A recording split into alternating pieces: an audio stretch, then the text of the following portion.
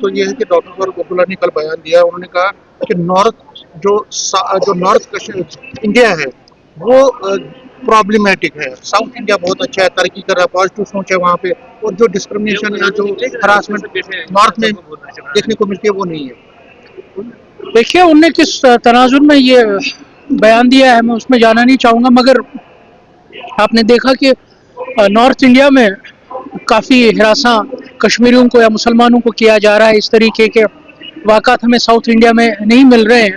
تو شاید کہیں نہ کہیں یہ بات سچ بھی ہے کہ جس طریقے سے نارتھ انڈیا اس وقت پولرائزڈ ہے کہ اور کوشش کی جا رہی ہے کہ ہر نارتھ انڈین اسٹیٹس میں, چاہے وہ راجستھان ہو, چاہے وہ یو پی ہو, چاہے وہ اتراکھنڈ ہو, کہ مسلمانوں کو یا کشمیر کو کیسے ذلیل کیا جائے. تو مگر ایسے واقعات ساؤتھ انڈیا میں ہمیں دیکھنے کو نہیں مل رہے. R S S chief Mohan Bhagwat نے کہا ہے کہ امپلائمنٹ نہیں ملنی چاہیے انفلٹریٹرز کو. دیکھیے جہاں تک ان کا یہ بیان ہے میرے خیال سے کہنے کا غرض مسلمان ہی ہے. اب انہیں کلر کیا ہے, انفلٹریٹر ہے, کمیونل ہے, کلر دینے کے لیے ہے, مگر اس بیان کا مقصد یہی ہے کہ مسلمانوں کو ذلیل کیا جائے, ان کو right to opportunity, right to نوکری, رائٹ ٹو سروس نہ ملے. اب انہیں اب جام کھل کے نہیں بول سکتے, اب وہ ادھر ادھر گھما پھرا کے انفلٹریٹر یا گھسپیٹیا کا نام دیا ہے, مگر اصل غرض یہ ہے کہ مسلمانوں کو اپرچونٹیز نہ ملے.